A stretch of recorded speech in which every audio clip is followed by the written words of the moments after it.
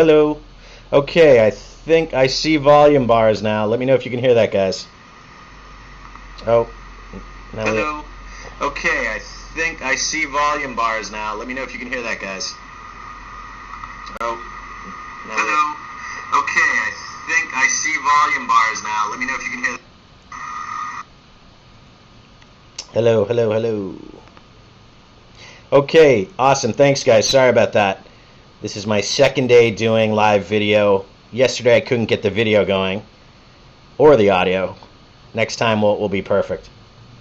All right, if the audio repeats, let me know. It did that yesterday too. Wow, thanks for joining us on such short notice. Let me jump back into what I was discussing when there was just one of you in here, which was I was reading a New York Times article the other day, and it was on this topic that I keep harping on, which is the Rover Dog Vacay type business models and WAG. I guess that's a popular one. And the New York Times people in the media are dreadful in terms of their understanding or their taste in what a good pet service is. Like, they're the last people in the world to trust. When you see one of those, like, Time Out Magazine or New York Times or whoever it is, best of, it's like, that means nothing. That means some Yenta journalist, like, reached out to someone and said, hey, you look like you have a good company. But so this New York Times article talked about how they tried the major apps out there for our industry, and in the end they liked WAG the best, because WAG, you literally click a button, within 30 minutes they send someone over. And what they didn't like about Rover was that you actually had to search through and find the person you wanted, and then you had to reach out to them. Which, if you think about our industry, and most people here are, have pet services, that's scary. That's scary to think about, that, this person who's writing to a very large audience is proposing use WAG because within 30 minutes they're going to send someone over who you have no idea about, who really has nothing to do with the company, and that's the one they're promoting. So that's the first thing I'm putting on the table today. If you have any comments about that, feel free to comment. If not, you can also just ask a question or bring up a topic yourself. But that's on my mind. But let's say hello in the comments section in the live chat, and I'd love to hear from you guys. What's on your mind on this Sunday? Very warm here in New York City. I hope it's warm where you're living as well.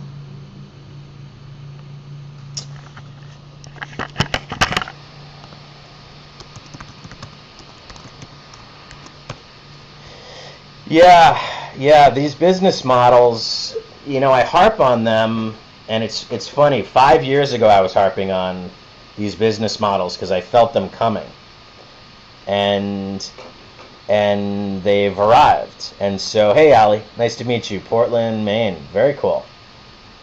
I don't know much about Maine, except anyone I know who's lived there has been like the coolest person ever. So, what's business like where you live, Allie? And is there anything that you're having issues with, or anything that you just want to get off your chest? This can be a good place to rant. But 5 years ago, I was talking about these business models, and I made this image on my website, which was Godzilla walking through a city, crushing cars. And I remember when I posted it on Facebook, I would get people who would just think, "Man, chill out! Wow, you're like so over the top. You're so like overly intense about this. Chill out." And there's no doubt I can be intense and I'm passionate, but it wasn't even a prediction. I was already experiencing it, because in New York City, I guess if you're in New York City and San Francisco, that's probably where they first start these investment-backed pet businesses and apps. That's where they first, simulate them, and then if they like them, they spread them around the country. Julia writes, are they responding to what the market wants? All clients I meet feel meeting and establishing a relationship with the walker sitter is essential. You know, I want that to be true, what you're saying, Julia. That's what worries me about this type of article you see where a guy is promoting the one that has the least amount of supervision and oversight. When I talk about these apps, I'm not talking about them from the vantage point of, my gut feeling is, I'm talking about the vantage point of, I know people who have worked for them. Tons of people who have worked for these companies have applied to work with me, and they've told me a lot about them. I had a manager apply who worked there. I mean, I know a lot about how they work, and it's scanty the amount it takes to be able to work on these apps, to be able to be a person recommended. I'm not concentrating on the people themselves who work on these apps, but the dog walkers or pet sitters. But in terms of what you're saying, Julia, I don't know. I think that Uber, Airbnb, all these type of industries are making it where everyone feels that they can literally make money in any industry in some way. It's like we're our own personal economies. And yeah, seeing those lock boxes outside the client's home with WAG's logo make me cringe. Absolutely. Yeah. And it's funny because I had thought about, for my pet service, a downtown pets lock, which would be like a smart lock, a Wi-Fi lock. In New York City, we don't have the lock boxes. But yeah, look, these companies, they've already made a dent. And if you're in a city, you probably already feel this. You might even feel this in a small town. But let me tell you, just because I speak to so many people on a daily basis, the impact it's having on the people that I speak to and that I coach in our industry, which is it's getting harder than ever to hire good people. Because if it's, in a sense, it's like, imagine you're a taxi company and you want to get the best drivers. They're going through the same thing, which is because of Airbnb and these other companies, Uber and these other companies, a taxi driver who might go to them in the past is now thinking, I don't need them. I'll get my own car. I don't even need a medallion. As you probably know, a medallion is this huge expense, like in New York City, that people pay to drive a taxi. And now you don't have to pay a medallion fee. So it's that same idea where, people who want to make money on the side working with animals, they're going to think about going to Rover and these type of companies instead of our pet services. So the amount of people to hire is getting harder. It's not impossible. I think you have to get more creative. And I'm going to have a lot of content on the site, free content on my site. For those of you who don't know, I'll say this a few times. If you haven't signed up at dogwalkeru.com, we're giving out all of our content for free. And in terms, just to wrap up my point, other things that I've seen from people that I speak to about how these business models are impacting them, there's a good chance in this day and age that someone you hire actually works for presently or has worked for a Rover type, dog vacay, WAG type business model. So the people who come to work for you, their mindset is different than it was in the past, back when I was starting my pet service. And they come into it not necessarily looking at you as the end-all be-all. They might be looking at you as 40% of their pie or 60% of their pie, but they might be less beholden to you. That's a confusing situation. So when they're out walking dogs, running into dog owners, are they beholden to you? Are they, do they feel like they can do Rover on the side and like these drivers who work for multiple apps? So those are just two huge topics.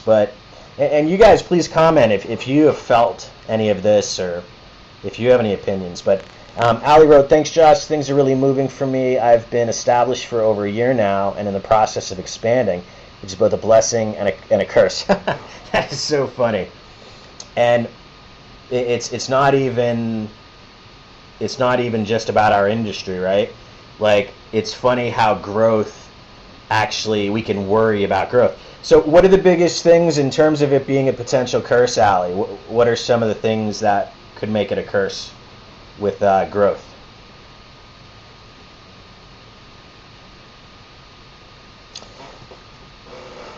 And everyone, if you're listening, I'll say this every time I do one of these.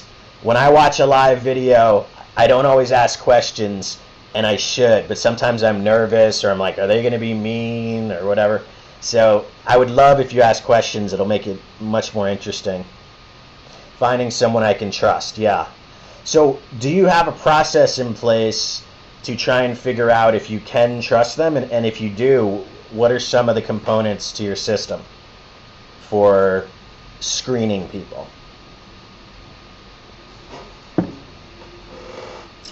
And as Ali writes, I mean, that topic in general, us being able to hire good people, that to me, like if I'm going to hire someone to work in my pet business, it's going to be someone to take over the hiring process. It's not going to be marketing and sales and things like that. I mean, you can automate your marketing and sales process in this day and age to a degree, especially the social marketing and advertising and things like that. You cannot automate human resources. I mean, there's definitely apps out there that say they'll get you people, but we know in this industry it's a specific type of person. You know, people aren't going to college necessarily to be dog walkers and pet sitters. So it's figuring out that personality type, or that person who's at that right time in their life, maybe before, you know, as they're taking 2 to 3 years to go back to college, or that person who has retired. Some people I know only hire people who are retired, which is a really interesting business model. You know, then you have those people who are hustling to make money, and this is their second job. Then you have people who are presently college students. You know, a rare, smaller group, but, you know, then there's people who are not even in college yet, which, you know, that's a tricky age group. So Ali wrote, meeting someone through a connection, having an interview background check, having them shadow. Yeah, I like the shadowing. You know what else I would do, Ali, and I would recommend to everyone here, is to, I call it my 10 steps to success. And I write down literally the 10 essential steps to this person doing the job. And I start with only 3. I say, if I can only have 3 things that this person can be a master of, what are those 3 things? And I say, you know, I sort of look at it like if they can only do those 3 things, I could live with them not doing other things. So let's just say maybe safety with the dog, following directions, being dependable. I mean, those are humongous things, right? Like you might be able to live with other things, which is they might be socially awkward, or they, you know, there might be all these different other things that aren't perfect for you. And so I like to start with 2 to 3 things that the person has to be really good at. Cool. I'm glad, Ali. And then what you do is you take those 3 things, and usually you can flesh them out into about 10 steps. So 10 steps might be, you know, they have to learn all the equipment that the dogs use. They have to know the software, you know, whatever your communication software is for day to day, they have to know that. They have to be able to follow directions, you know. So you come up with the 10 steps to success, and that becomes everything for your hiring process. You can literally base your advertisements on those 10 steps with that in mind. You can train the person with the 10 steps. You can create a playbook based on the 10 steps. You know, each step, let's say the equipment, okay, that's a portion of training. And we create all of our learning materials for equipment. And I find it's really helpful. But I could go on forever about this topic, and maybe I'll do a theme for these video chats, and I'll start out speaking for 5 or 10 minutes. Oh, thanks, Lynn. Thank you. I'd love to take credit for the name. I mean, the concept I've done myself before hearing this, but Marcus Lemonis on The Prophet, the episode of SJ Drums, I think it was called, he said, thank you, Ali. He said that I want you to be able to make a drum from when someone orders it to them receiving it within 10 steps and no more. So it can be less, but it can't be more. And he called it 10 steps to success, but I'm glad you guys like it. Any other questions, guys? Anything on your mind? There's a nice amount of people in here now for a Sunday afternoon. For those who are late, I started by talking about a New York Times article about how this guy was recommending WAG as an app because it would send people over really quickly, and you wouldn't even know who this person is, but the convenience factor is why he recommended it over even Rover. So, oh cool. Ali wants to hear more about software. And for what purpose? What do you want to accomplish, Ali? Julia, it's worth the investment and mitigates the risk a bit. I have found trusting people much easier when you have a system in place that can verify their work, like tracking software in which employees check in and out of appointments. Yep. Thank you for doing this. Oh, thank you, Lynn. My pleasure. Very nice of you. Okay. Software for excellent communication. Yeah.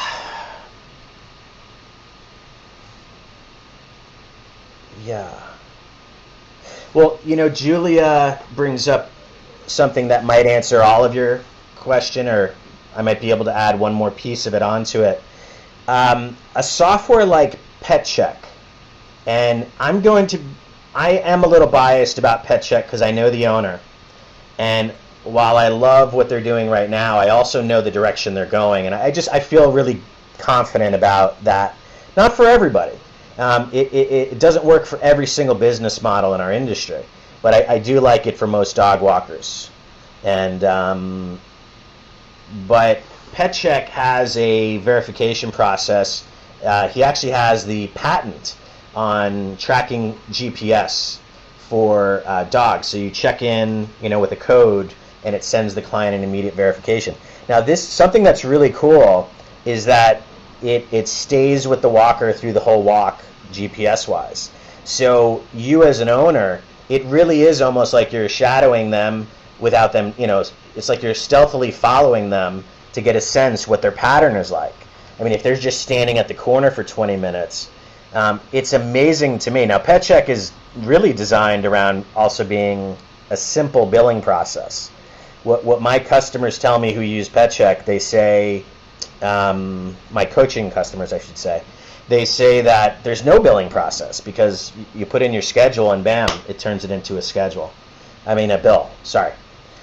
But I think that, Julia, PetCheck could be something that, Ali, that's something that could be really good for staying engaged with them in terms of what they're doing.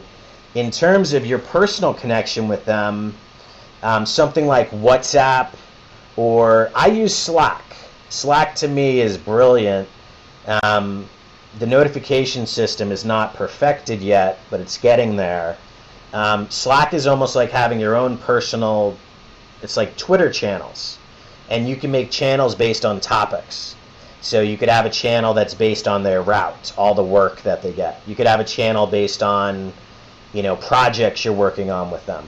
The one thing I'll say about Slack that you have to keep in mind if you use it is that all your workers could communicate together. Some people don't want that. If you had something like WhatsApp or even just text messaging, that might work. But does that answer your question, Ali? Sorry, I don't know if I've gone on a tangent on this.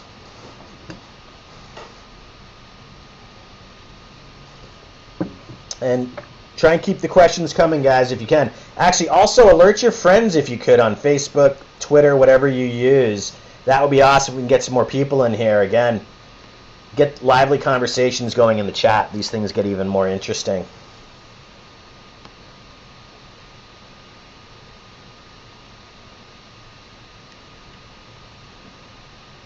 I do think something like PetCheck, though, Ali, could be really good for you, for the alert of scheduling.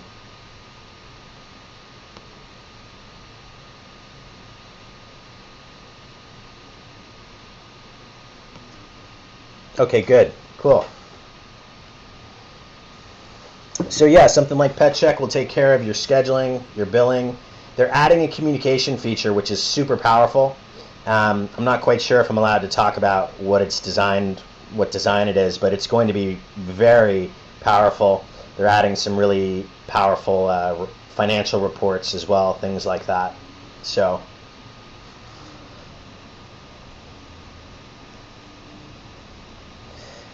all right, we're hitting 30 minutes. So, any other questions, guys? Anything going on? Okay. What is the number of dog walks that is your level of full-time? Huh. That's an interesting question.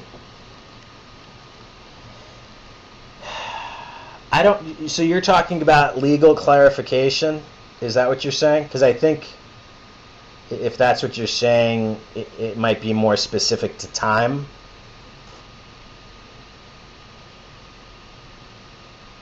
That's awesome that you're looking to grow. And is your question, I'll walk your dogs, is asking about what makes full-time. Just tell me if you're wondering if that's the legal clarification or just the way you want to advertise it as a job to people.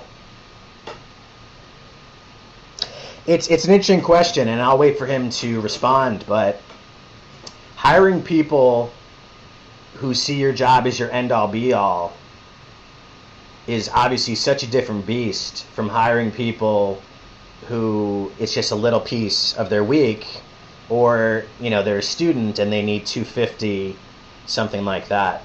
Yeah. So you're solo and you want to grow. I'll tell you what I did, which is scary, and not everyone can do this, but when I built my first route, which took a while, and then suddenly it got huge, I handed off 60-70% of it right away to someone else. I'd love to say like this was all designed and thought out, but it was just instinctual. I got to know another walker, I brought them into my company, and then I went out and I built another route, and then I just handed it over to someone else, and I went and built another route. And I was able to do this because I would build routes to the point, dog walking routes we're saying, to the point where they would have 10, 12, 15, even 17 walks a day.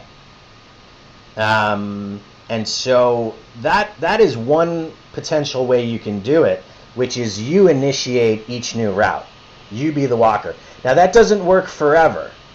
That's the tough part of this business, as many of us know, which is you get to the point where then someone has to be an admin or oversee admin duties. I'll tell you though, in this day and age, it doesn't take as much as it used to do admin. There's virtual assistants, there's things like Pet Check we were talking about. I use automation softwares. I use something called Zapier. And I don't know how to do it yet with this chat software, but I'm going to start to post things in the future on the screen. But Zapier takes multiple softwares and connects them in ways they normally can't. So, but what do you think about that idea of you sort of like handing off half your route or more to someone else and going and doing it all over again?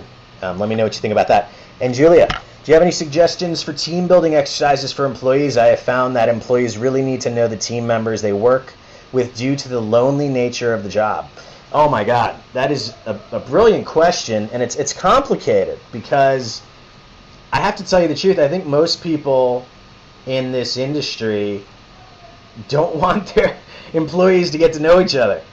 They're worried. They're worried about bad apples and corruptness and group mentality.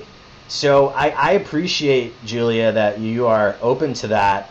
I like to do projects and games with teams to design a project. Let's say always have it to do with the business. That's what I think is important. So let's say you go, all right guys, we want to increase income in the business, or we want to find new ways to market our product. So we're going to break up the whole business into teams, and maybe you do teams of 2, or maybe you break up the whole company into 2 separate teams, and you basically have it be a 2 or 3 week game project, and at the end of it, there's rewards and stuff like that. I think you, Julia, being one-on-one with your workers, that is highly valuable. That I think has been part of my success, is I've been very vested with the people I've worked with. They tell me things which they usually don't tell my peers over where I work. They'll tell me stuff like if they're unhappy with something, if they're going to leave, if they were offered another job. I don't get surprises anymore. Whereas 10 years ago, I was in that position of, people sending an email, hey, I'm on a flight to, Honolulu, I'm leaving. The keys are in the mail. So I think as much one-on-one interaction as well. But I will, Julia, try and contact me through my website, dogwalkeryou.com. I will send you some games that I have played and specifically how I designed them. And because it's a little bit too much to talk about here, but I love your question. Mike Weissman, could you please comment on time to pet? Honestly, I don't know it. But Mike, I will ask people that I know in the industry or coach about it, and I'll try and have something for our next video chat. So I'm sorry about that. Do you use anything right now, Mike? I'll walk your dogs. That's exactly what I'm into. Grow, then pass off. How can you accelerate the grow, then pass off? Well, I mean, it's a bad answer, but it's sort of true, which is the fastest way to grow your pet service in the beginning is to do anything, anywhere, any place, anytime. That type of person will do well. That obviously is a recipe over time for burnout. But you will grow fast. Now, there's another piece of that. Like, I did every single request in my company for a few years. I'd be out at dinner with my wife on a Saturday night, and I would get text message, someone's going out late drinking, and they wanted me to go over and visit their dogs, and I would leave my family dinner. Now, it sounds terrible now. I didn't have kids back then, I should say, my wife and I. But that really is the most primal way to grow fast. In terms of marketing, there's so many different answers depending on who you are and where you live. I mean, where is your company? And where would you say, like, your customer base? Is your customer base a specific type? Are you getting a specific industry? Are you concentrating on the right neighborhood with the most money? Can you answer some of that? ICs or employees? Whew. Man, you guys are asking good questions today, I tell you. Man. Long Island. Oh, very cool. Okay, Long Island. I mean, I know Long Island well. I'm guessing you're not talking about a lot of housing complexes. It's a lot of family homes. I don't know every area of Long Island. In terms of ICs or employees,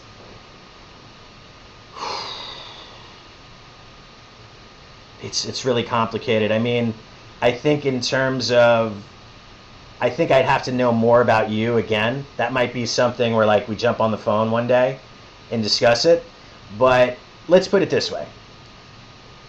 This is going to be interesting to say to you guys. I don't think you can run a pet service 100% legally.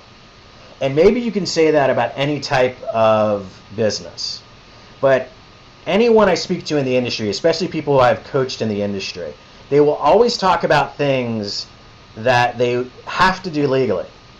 And then we'll be talking about other topics that they're not doing legally. And I just don't even want to deal with that. I don't want to talk about that. And I'll tell you something I find interesting. I find that if someone has contractors, they never want to train them. They say, no, that's illegal. But there's so many other things they're doing that is not 100% legal anyway. And it's literally impossible in this industry to be perfect. I'll give you an example. Legally, if someone does a sleepover for you, they're supposed to get paid like every single hour outside of a few hours that they're asleep. So when I estimated what the amount would be for most sleepovers where you stay in the client's home, or especially if you take the dog in your home, It was literally like a price that's more expensive than almost anyone charges in the entire country. At my company, we charge a lot for pet sits because sleepovers, because it's not our big business. So if we're going to do it, I make sure it's profitable for my workers. But so as you see, it's a complicated answer. If you're going to build a large company, then to be safe, you should probably go with employees. No matter what you do, I would say, get workers' comp and disability. You're in New York, so I can say this. Depending on where the rest of you live, I can't necessarily say this, but in New York, even as a contractor, if they get injured, you potentially can be sued. And, if they get injured in a client's apartment, they could potentially sue the customer, which is crazy. But if they get injured in a customer's apartment, they can potentially sue the customer. So if you don't have workers' comp and disability, then they can sue the customer. So in a sense, that actually might be something that customers start to be more savvy about. And they might start to ask, instead of, are you bonded and insured, which is, I think it's actually a smaller thing than the workers' comp and disability. Workers' comp and disability, that could be $30,000, $50,000, depending on what happens to someone. Liability and insurance, how big of an issue is that going to be usually? Well, it's funny I say that. I have a pending lawsuit it's the strangest thing. It's been like 11 years. We had a child bitten while one of our walkers was walking a dog. That is still pending. And that's a monstrous lawsuit, but wish me luck. Oh, thank you, Lynn. Oh, wow, in Nova Scotia. No dog walkers allowed to have more than 7 dogs per walk, on leash or off. Very cool. Lynn, it's funny you say that. I posted recently on Facebook a article that was, I think, in the UK, where they were pushing for something like that. I think something like 4 or less, because dogs weren't being picked up after. So that's really interesting. What is there a high demand for service there in Nova Scotia?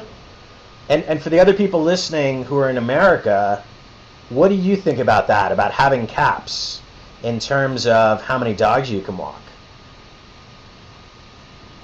You do less, yeah. Pack walks is a big... Oh, that's very cool.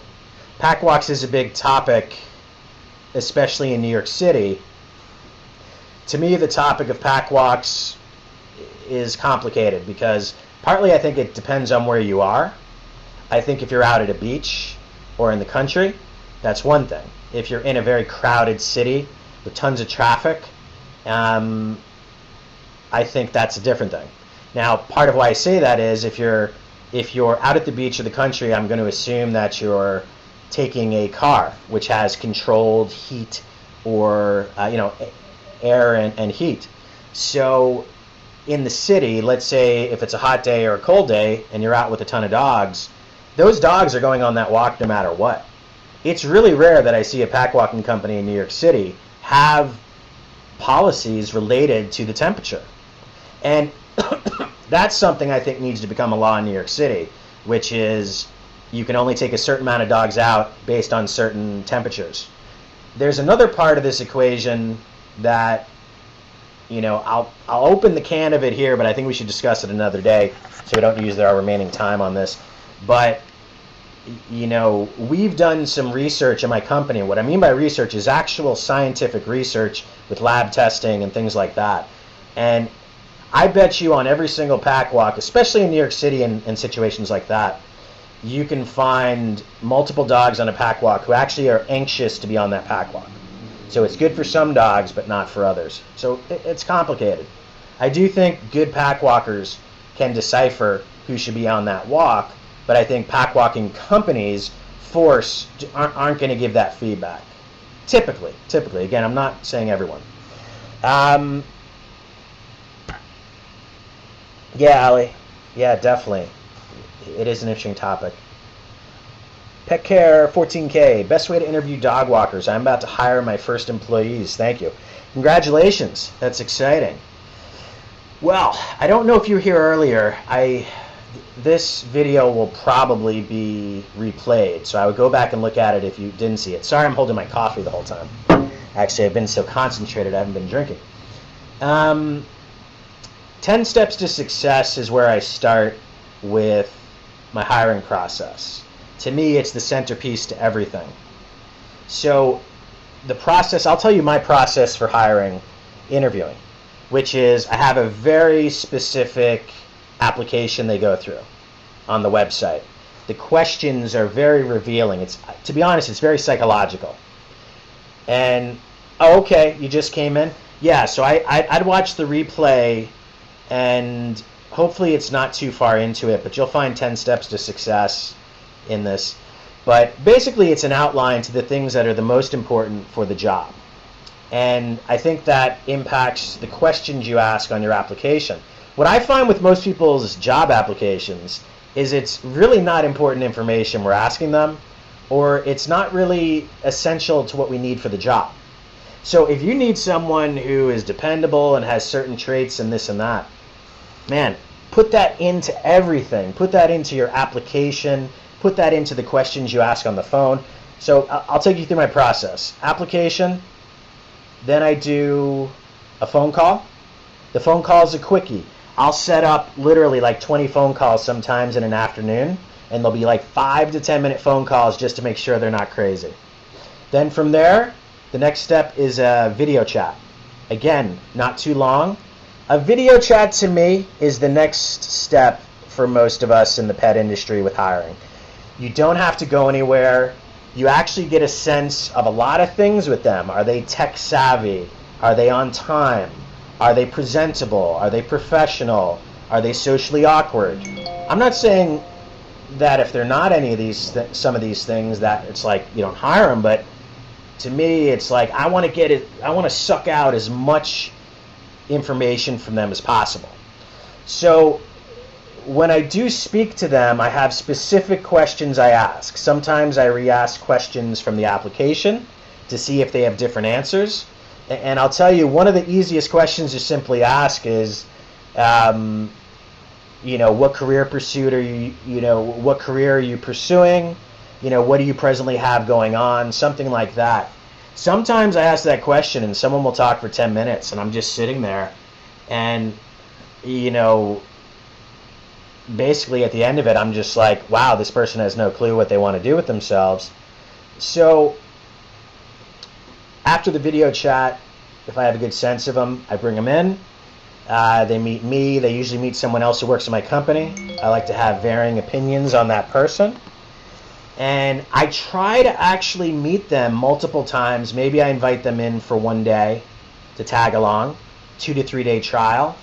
We do something like that, 2 to 3 days. They join us. We see if we like them. So I really try and have there be multiple barriers before they get hired. And I don't know if I've answered your question. It's obviously a big topic. But, and if you haven't, because I mentioned this earlier, sign up at dogwalkeru.com. We have a lot of free content there. There's a lot of information on this topic, where we can get a little bit more deeper into it. Great questions, guys. Any more? Anything else on anyone's mind?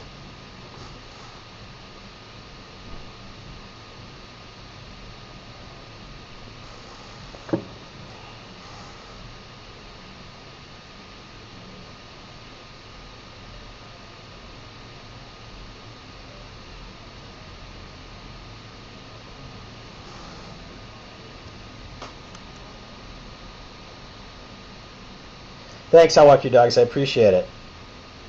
Thank you, Allie. All right, guys. I think this has been great. Really a great conversation. I think it's a good time. Oh, thanks, Lynn. Yeah, I'm going to send out the alerts the way I did. That actually reminds me. Make sure, if you haven't, that you subscribe to the YouTube channel. And after you subscribe, you'll see there's a little bell. You might know this, but there's a little bell by our username. Click that bell, and YouTube will actually alert you from now on when we post a new video. Maybe it'll get to the point where we only need to do that. Julia, do you think a sole proprietor LLC or corp company structure is the best choice? I've had some close calls with clients and thinking switching from a sole prop to LLC. Thank you, PetCare14K. Please definitely come to the future ones. Julia, it's a great question, and I don't know everything about your company. I can say that to me, I find there's a lot of benefits to having a corporation. I have an S Corp, and I find a lot of benefits liability-wise, and also liability in terms of insurance if someone sued the company, but also if, let's say, you take losses in the company. I don't know how to describe this. I'm definitely not an accountant, but I think you can literally carry those losses over to your personal tax return. So I would talk to an accountant about a corporation. I feel like it creates nice buffers. You're going to have some expenses involved with that, though. I do a boarding. Do you think it's a good idea to hire employees at your dog boarding out of their homes as well? Oh, you're so helpful. Oh, thank you so much. I appreciate it. You know, it's an interesting question. In terms of out of their home, the only thing you have to do there is add, you probably know this, but an additional insurance. Your pet insurance, I think, has something for out of your employees' homes. But, I mean, it seems like that's the direction we're moving. It does. It seems like for us to compete with the WAGs and the Rovers and what have you, we're going to need to become a little bit more on-demand like. And something I'm working on at Dog Walker U, it might be a blog post, it might be a video, it might be a small program. Again, it'll be free over there, where we can actually change our companies to be mini WAGs, mini Rovers, things like that, but with the quality care that you have. So the only thing I would say about your business model is you're going to plant a seed if someone starts doing it out of their home, of them doing it out of their home. And that could be fine if it's the right person. For the wrong hires, for the wrong workers, you might plant the seed of them doing this on their own. So, but in terms of using your workers' apartments for some means, I think it's a really good idea. What I would also look at doing is talk to your customer base. Talk to your customers, especially people who have something like a yard or a deck or something like that, and see if they would be open to play groups. So you could even potentially take your customers' homes and use it as a sort of, running gun play group type situation. I do one-on-one coaching. Thank you for asking. If you go to dogwalkeru.com, the easiest thing to do might be just click contact, and you can send me your information, and then I will reach out to you, and we could definitely talk. I carry $2 million liability insurance for my negligence, but will incorporate down the road. My waiver is very legally tight. Yeah, that's really good. This would be, when I brought up liability with the corporation, I think it's something where if someone sues the corporation, they can't go over your personal assets, but they can go over your salary. So when you have a corporation, you give yourself a salary. And I think that's what it is. And to be honest, most people in that situation, you give yourself a very small salary. So, Lynn, my car is also insured as a business to transport dogs. Very cool. Very cool. Yeah, Lynn, I definitely I want you to join us again. I want to hear more about Nova Scotia. I have to run up and take pictures of my kids. I love taking pictures in my free time. But, yeah, $2 million, that's great. I think in a single plan here, I think that's the max. But pet insurance is tricky. It really is. I went to some of the bigger companies here to see if they could offer something, and it seems like there's very specific companies that want to be in our business. All right, guys, I have had so much fun. Seriously, questions have been awesome. I will be doing these, excuse me, pretty regularly. I think I'm going to stick with this. And again, sign up for the Facebook page if you haven't, and click the little bell. I think that'll alert you. All right, guys. Thank you so much. Happy Easter to you, Lynn. Bye, everybody.